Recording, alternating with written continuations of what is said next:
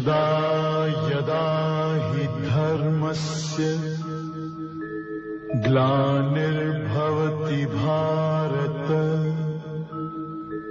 अभ्युत्थानम् अधर्मस्य तदात्मानं सृजाम्यहम् परित्राणाय साधूनां विनाशाय च दुष्कृतां धर्म संस्थापनार्थाय संभवामि युगे युगे भवति भारत अभ्युत्थानम् अधर्मस्य तदात्मानं सृजाम्यहम् परित्राणाय साधूनां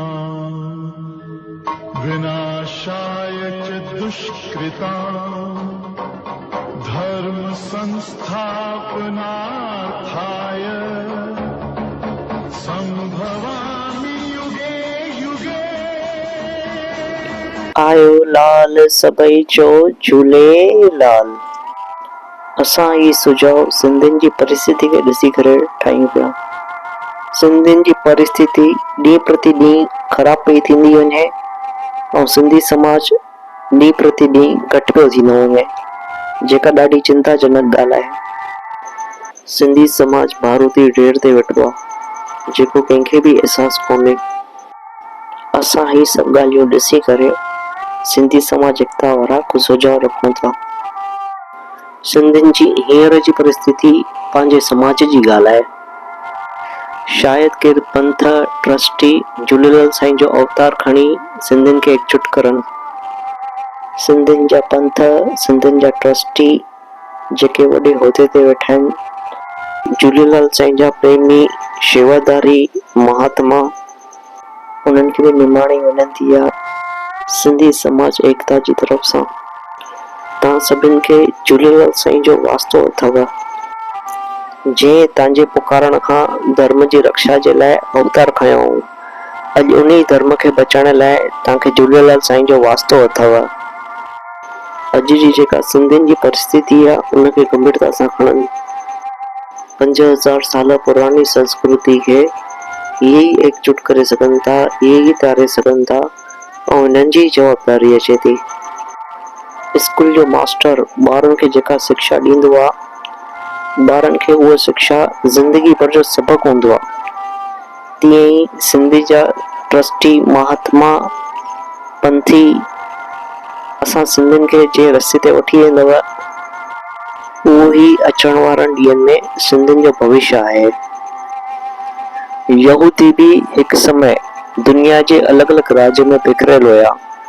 जॾहिं उहे हिकु थी करे हिकु मज़बूत देश ठाहे सघनि था, त सिंधी छो हिकु नथा थी सघनि। उहे सॼी दुनिया में 1 करोड़ बि कान्हनि, इन खां पोइ बि हू पंहिंजो वजूद ऐं पंहिंजी पहचान बि ठाहे वेठा आहिनि, छाकाणि त उहे एकजुट आहिनि। उन्हनि खे बि एकजुट करण लाइ उन्हनि जा धर्मगुरु ऐं उन्हनि जा लीडर हुया। ही सुझाव उन जे लाइ बि आहिनि जेके सिंधी समाज लाइ कुझु करण था चाहिनि। सिंधी संस्कृति 5000 साल पुरानी आहे, पर गिनती में अॼु आंगुरनि ते अची आहियूं। बुखारनो, सरस्वत, मीरपुरी नाले जी बि सिंधियुनि जी हिकु जाति हुई, जेका अॼु लुप्ती थी वई आहे। सिंधियुनि जी कुझु जातियूं धीरे धीरे घटि पई थींदी वञनि, जेका ॾाढी चिंताजनक ॻाल्हि आहे। अचो त पहिरियों ॾिसो सिंधियुनि जो इतिहास छा रही चुको आहे। सिंधु अखर हिकु संस्कृत अखर आहे, जेको सिंधु घाटी खां संबंधित आहे। हिंदू धर्म में जेके 4 प्रमुख वेद आहिनि,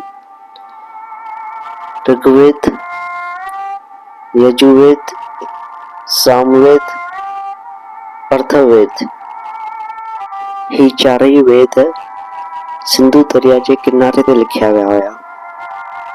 माताऊं भेनरूं जेके सुहाग जो प्रतीक हूंदो आहे सिंदूर, इहो शब्द बि सिंधु घाटी मां खयल आहे।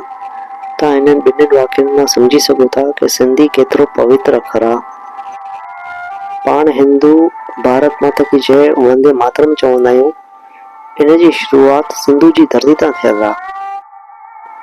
ईरान खां वठी जम्मू कश्मीर, महाराष्ट्र हिकु समय सिंध जो हिस्सो हुयो।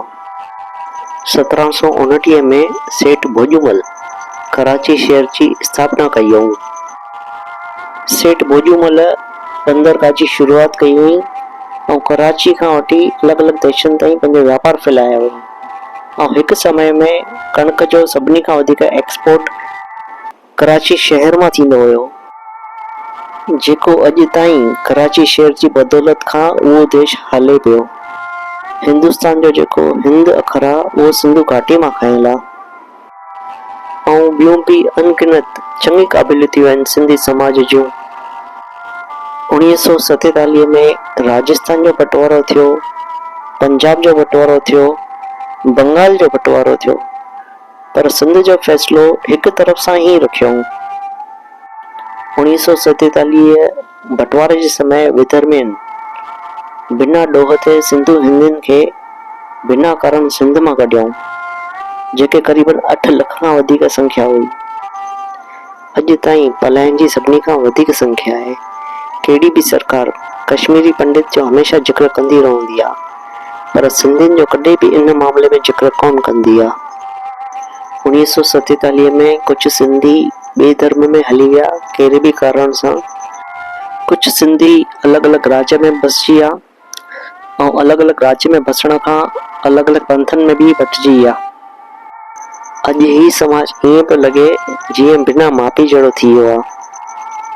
अॼु हिंदुस्तान में न ई कहिड़ो राज्य आहे, न ई वजूद आहे, न ई कहिड़ी बि सरकार वोट जे हिसाब खां हिन खे ॾिसंदी आहे, न ई सिंधियुनि जे लाइ कहिड़ी योजनाऊं निकिरंदियूं आहिनि। 5000 साल सिंधी संस्कृति जा अॼु 20-25 देश हुजणा खपनि, पर अॼु हिकु राज्य बि कोन्हे। अॼु उहो परिस्थिति अची वई आहे, चङनि सिंधियुनि खे, सिंधियुनि जे ॿारनि खे पंहिंजी मातृभाषा सिंधी बि ॻाल्हाइण कोन थी अचे।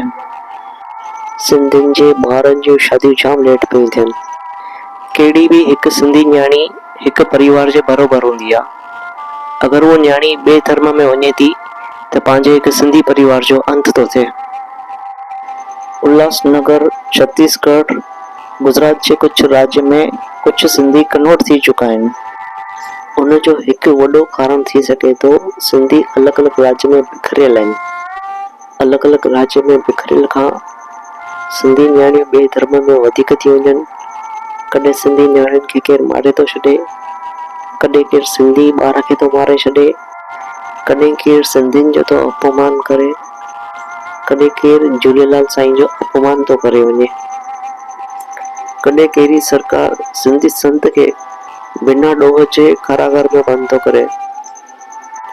हिंदुस्तान में सिंधी अलॻि अलॻि राज्य में फैलण खां सिंधियुनि जे शादी जो कार्ज, मृत्यु जो कार्ज, जनम जो कार्ज या कहिड़ो बि कार्ज हुजे, चङियुनि जॻह ते उन राज्य जे मुताबिक़ थी वियो आहे। उनजो हिकु कारण इहो बि आहे कि सिंधी पंहिंजे समाज खे महत्व न ॾेई पैसे खे वधीक महत्व ॾिनो आहे।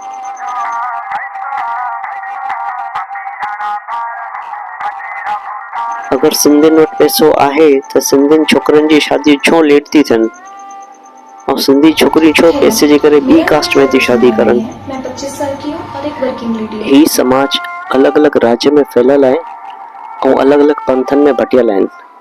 तंहिंजे करे सिंधियुनि में एकता बि कोन थी रहे ऐं हिननि जो धर्मांतरण बि वधीक थो थिए। अञा जेतिरो देरि खां जाॻंदासीं एतिरी बलिदानी वॾी ॾियणी पवंदी ऐं अॼु ताईं बलिदानी ॾियणी पई आहे।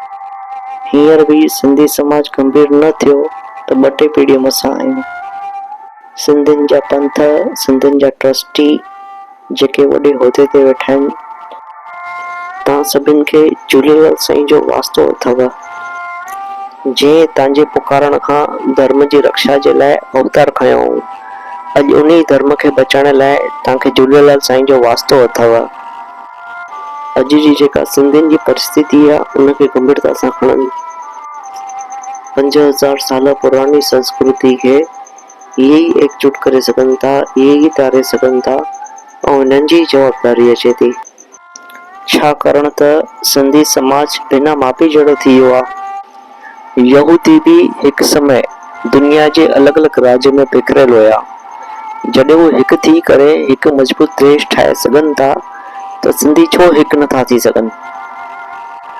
उहे सॼी दुनिया में हिकु करोड़ बि कान्हनि, इन खां पोइ बि हू पंहिंजो वजूद ऐं पंहिंजी पहचान बि ठाहे वेठा आहिनि, छाकाणि त उहे हिकजुट आहिनि। दादा वासवाणीअ बि चङी कोशिश कई सिंधी ॿोली खे बचाइण लाइ। सभु ॿोलियूं ॻाल्हाईंदासीं, सिंधी कोन ॻाल्हाईंदा, ईअं छा थींदो, सिंधी गुम थी वेंदी। If you don't use a language, you will lose that language. आहिस्ते आहिस्ते करे that language will vanish. Sindhi ॿोलीअ में उहो खज़ानो अथव जंहिं खज़ाने जी मां सम्झां थो सॼी दुनिया खे ज़रूरत आहे। असांजो सिंधी साहित्य, असांजो सिंधी लिटरेचर, उन में नगेट्स ऑफ गोल्ड पिया आहिनि, अजाया वेंदा। मुंहिंजा प्यारा भाउरो, मुंहिंजूं भेनरूं, इन करे पहिरीं वेनती मुंहिंजी तव्हां सभिनी जे चरणनि में आहे, अॼु खां ई वठी शुरू करियो। ॿार नंढड़ा ॾाढो सवलाई सां ॿोली सिखंदा अथव, ॾाढो सवलाई सां। उन्हनि खे 3 ॿोलियूं सेखारियो, 4 ॿोलियूं सेखारियो, सिखी वेंदा। ॿारनि सां घरनि में सिंधी ॿोलीअ में गुफ़्तगू करियो, ॿोलीअ खे ज़िंदा रखो। ॿोली अथव असांजे क़ौम जी पार, ॿोली अथव असांजे क़ौम जो प्राण। जे प्राण हलियो वियो त इंसान घणो जताव करे सघंदो।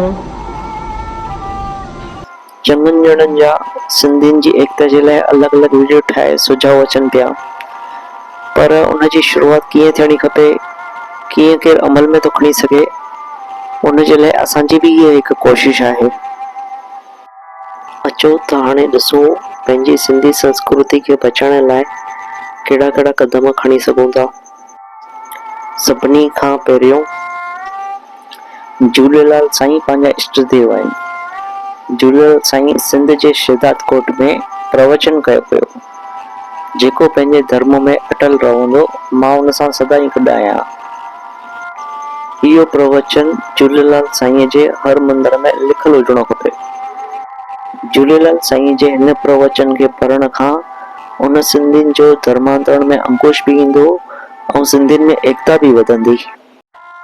पंहिंजे सिंधी समाज में बि धर्म जा नियम हुजणा खपनि, उन में सिंधियुनि जो वजूद बि रहंदो, सिंधियुनि में एकता बि वधंदी, धर्मांतरण में बि अंकुश थींदो ऐं ॿियूं बि चङियुनि ॻाल्हियुनि में फ़र्क़ु पवंदो।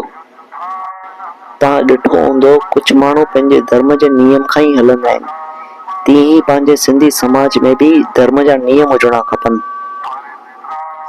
अचण वारनि ॾींहंनि में अगरि कहिड़ी सिंधी न्याणी जी ज़िंदगी बर्बाद थिए थी या कहिड़े सिंधीअ जे मथां अत्याचार थिए थो त उनजो जवाबदार केरु थींदो।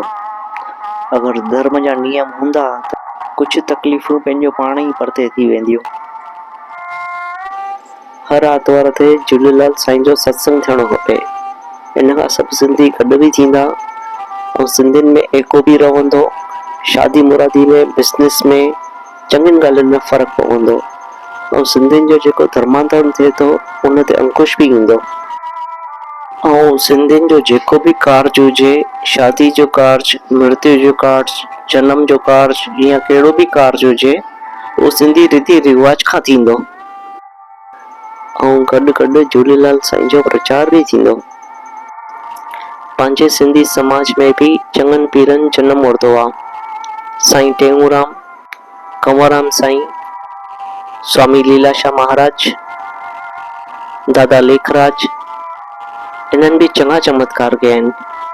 सिंधी समाज खे इन्हनि जो ई प्रचार करणो खपे। ॿियो, जंहिं स्कूल में सिंधी ॿारनि जी संख्या वधीक आहिनि उते हिकु सिंधी टीचर हुजणो खपे ऐं हिकु सिंधी सब्जेक्ट बि हुजणो खपे। ॿियो, जंहिं स्कूल में सिंधी ॿारनि जी संख्या घटि आहिनि त उनखे महीने में, ॿी महीने में लेखिक, मौखिक या ऑनलाइन सिंधियुनि जी परीक्षा हुजणी खपनि ऐं सभिनि सिंधियुनि ॿारनि खे सिंधी समाज जूं जनरल नॉलेज जी बि परीक्षा हुजणी खपनि। ऐं सभिनी खां वॾी ॻाल्हि सिंधी फिल्मनि जी शुरूआत थियणी खपे। इन खां सिंधियुनि जे कलाकार अॻिते बि ईंदा, उन्हनि खे रोज़गार बि मिलंदो, सिंधी भाषा खे अॻियां वधाइण लाइ आसानी बि थींदी ऐं ॿारनि खे सिंधी ॻाल्हाइण में सम्झण में बि आसानी थींदी। सिंधियुनि जा पंथ, सिंधियुनि जा ट्रस्टी जेके वॾे उहिदे ते वेठा आहिनि, तव्हां सभिनि खे झूलेलाल साईं जो वास्तो अथव, जंहिं तव्हांजे पुकारण खां धर्म जी रक्षा जे लाइ अवतार खयो। अॼु उन धर्म खे बचाइण लाइ तव्हांखे झूलेलाल साईं जो वास्तो अथव। 5000 साल पुरानी संस्कृति खे इहे ई एकजुट करे सघनि था, इहे ई तारे सघनि था ऐं हिननि जी जवाबदारी अचे थी। उसी प्रकार से जीवन जीता था। माननीय नरेंद्र मोदी साहिब जी खे भी अॼु जी सिंधियुनि जी परिस्थिति खे ॾिसी करे उन्हनि खे बि चिंता आहे, सिंधियुनि खे छा करणो खपे। तव्हां मोदी जी जे हिन सुझाव खे बि ॾिसी सघो था।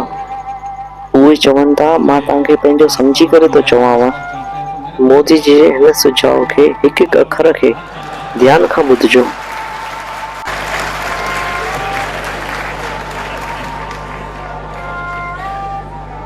पकवान कौन खिलाएगा?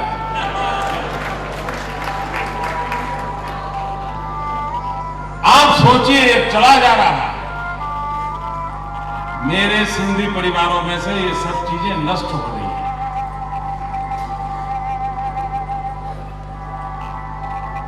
क्या ये हमारी जिम्मेवारी नहीं है कि हम इन विरासत को बचाएं?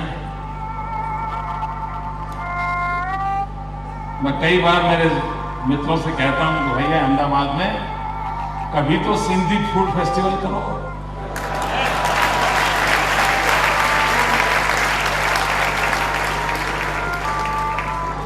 ये नरेंद्र सारी दुनिया को खिलाता है, लेकिन वो सिंधी खाना नहीं खिलाता।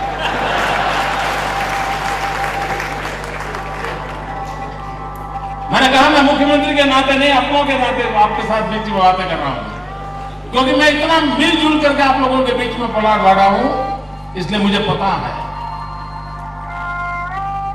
आप युवा पीढ़ी को जाके कहिए, उनसे पूछिए सिंधी का परंपरागत पहनाव क्या था, क्या पहनते थे। दुनिया बदली है, काफी वेस्टर्नाइजेशन आपके अंदर घुस गया है, मुझे क्षमा करना। सिंधी भाषा में बोलने वाले परिवार कम होते जा रहे हैं, मां बेटा भी अंग्रेजी में बोल रहे हैं।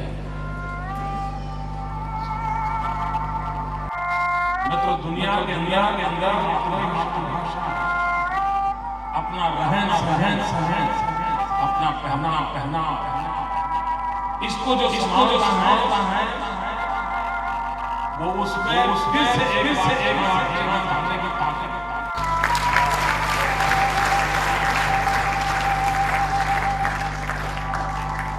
और एक समाज के नाते आप इकट्ठे हुए हैं, तो मेरी प्रार्थना होगी कि एक बार संकल्प करके जाएं कि हमारे घर में हम सिंधी क्यों न बोले।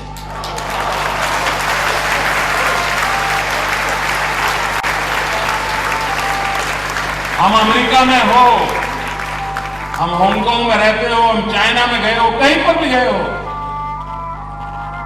क्यों न हो। और उस सिंधी भाषा की, अपनी भाषा की एक ताकत होती है। मुझे अडवाणी जी एक बार सुना रहे थे, बेनजीर भुट्टो यहां आई थी, तो उनकी फॉर्मल मीटिंग थी, सारे प्रोटोकॉल रहते हैं, लेकिन जैसे अडवाणी जी को देखा, बेनजीर सिंधी में चालू हो गई और पूरे माहौल में उन दोनों के बीच में इतना अपनापन था, इतनी खुलकर के बातें हो रही थी। अब देखिए ये भाषा की कितनी ताकत होती है। अगर हम उसको खो देंगे, व्यवसाय के लिए अंग्रेजी जरूरत होगी, जरूर इस्तेमाल कीजिए। और 10 भाषाएं सीखे, कौन मना करता है, सीखनी भी चाहिए। ये हमारे सुरेश जी के साथ आप बैठिए, वो गुजराती बोलेंगे तो पता नहीं चलता है कि कभी सिंधी भाषा भी जानते होंगे। इतनी बढ़िया गुजराती बोलते हैं, बहुत अच्छी गुजराती बोलते हैं, एक शब्द इधर उधर नहीं होता। प्रसन्न हूं इस बात से, लेकिन ये मेरे मन में है। यहां देखिए सिंधी सम्मेलन है, किसी के शरीर पर सिंधी कपड़े नहीं है।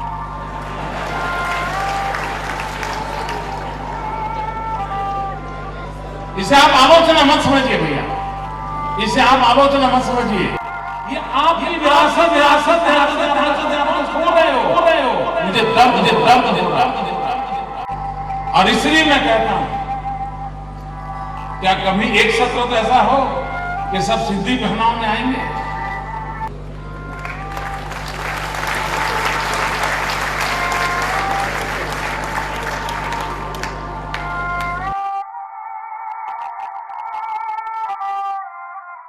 सभु सिंधी हिकु ई आहियूं ऐं सभिनि सिंधियुनि खे अॼु जी परिस्थिति खे गंभीरता सां खणणो खपे।